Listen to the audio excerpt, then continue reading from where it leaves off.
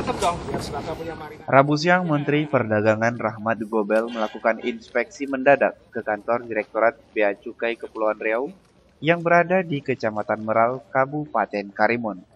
Selain melakukan pertemuan internal, Menteri Perdagangan juga meninjau beberapa gudang milik Kanwil Bea Cukai yang menyimpan hasil tangkapan tim patroli Bea Cukai selama beberapa tahun belakangan.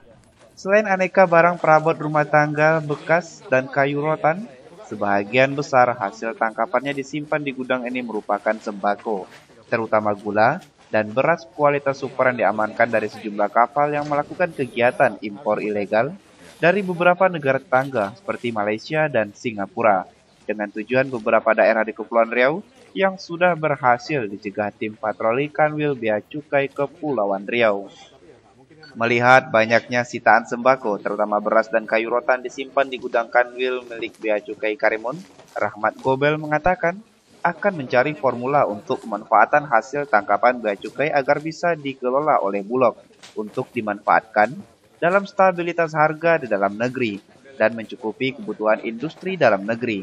Ia juga akan mengatakan akan secepatnya membahas payung hukum terkait pemanfaatan barang tangkapan tersebut dengan pihak terkait, mulai dari Kementerian Keuangan dan Kementerian Hukum dan HAM.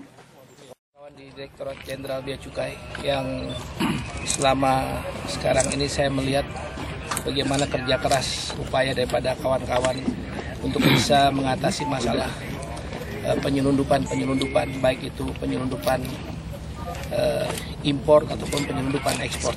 Ya. Kenapa? Dan saya tahu bagaimana kerja keras dan susah payahnya. Ya, nah tentu dari apa yang dilakukan harus ada apa tindak lanjut daripada hasil yang sudah didapat oleh kawan-kawan daripada Ditjen Bea Cukai ini sendiri. Nah, salah satu pemikiran saya setelah saya melihat gudang yang ada daripada khususnya kebutuhan bahan pokok, saya akan membicarakan dengan Menteri Keuangan ataupun kementerian lainnya, apakah Kementerian Hukum, ya, bagaimana barang-barang hasil tangkapan ini bisa diambil, dijadikan milik negara dan dikuasai oleh Bulog. Ya. Soalnya ke barang pakaian bekas bagaimana, Pak? Itu dulu satu. Ya, itu dulu. Supaya ini bisa menjadi produk yang dimiliki untuk bisa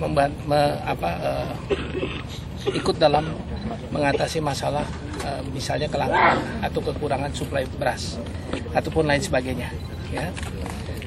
Yang kedua, juga bahan-bahan baku, misalnya ada rotan ditangkap, itu kan bahan baku yang memang tidak boleh diekspor. Kenapa? Karena dilarang ekspor itu untuk memenuhi kebutuhan industri dalam negeri. Nah, ini akan saya bahas juga, bagaimana supaya industri dalam negeri kita bisa disuplai oleh, ada jaminan akan keberadaan bahan pokok. Selain membahas persoalan pemanfaatan barang hasil tangkapan Bea Cukai, Rahmat Gobel juga mengatakan akan melakukan pembahasan terkait formula yang bisa memberikan aspek jera terhadap para penyelundup. Hal tersebut dianggap penting karena tidak kunjung berhentinya aktivitas penyelundupan di perairan Indonesia, terutama di wilayah Kepulauan Riau yang menurutnya sudah sangat merugikan negara. Suhermita, Karimun TV.